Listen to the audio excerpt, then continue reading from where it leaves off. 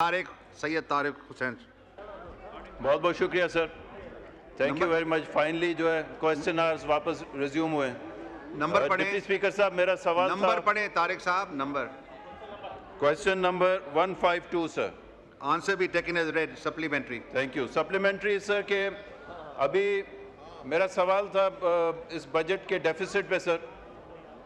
13 तकरीबन trillion dollar के taxes लगाए गए, जिसकी वजह से अवाम की तो मेरे ख्याल से अक्रॉस द बोर्ड कमर टूट गई है इतने ज़्यादा टैक्सेस की वजह से।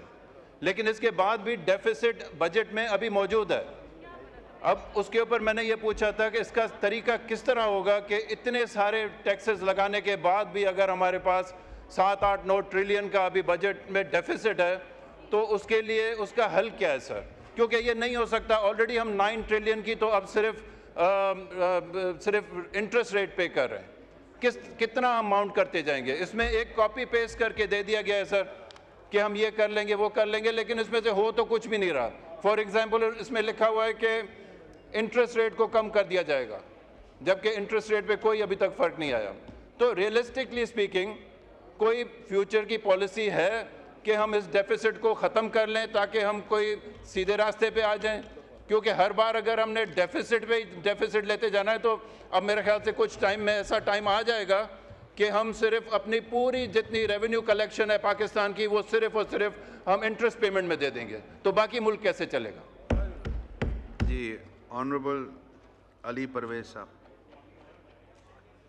माइक सर, ऑनरेबल मेंबर ने जो निशानदेही की है वो बहुत मेरे ख्याल से एक ज़रूरी जो मसला पाकिस्तान की मईशत के अंदर जो माली खसारे के ऊपर काबू पाने का है, उसकी निशानदेही कराई है। तो मैं इनको हुकूमत की तरफ से यकीन दहानी कराता हूँ, सिर्फ टैक्सेस लगा के वसाइल को बढ़ाने की कोशिश नहीं की जा रही। इसके साथ साथ जो quality of the taxation measures है, जिसके अंदर उन मेजर्स का बोझ किस तबके के ऊपर पड़ना है और किस तरह से अंडर टैक्स्ड और अनटैक्स्ड सेक्टर्स को आपने मईशत की डॉक्यूमेंटेशन के अंदर लेके आना है, उसके ऊपर भी काम किया जा रहा है। और इसके साथ साथ जो हुकूमत अपने अखराजात कम करने जा रही है, वो ऑस्टेरिटी का भी मेजर आपके सामने है। और वज़ीर आज़म शहबाज शरीफ साहब की क़यादत के अंदर जो right sizing of the government and जो गैर ज़रूरी जो महकमे आपके वफाकी हुकूमत के अंदर हैं, उनको भी किस तरह से कम किया जा रहा है, वो भी आपके सामने है।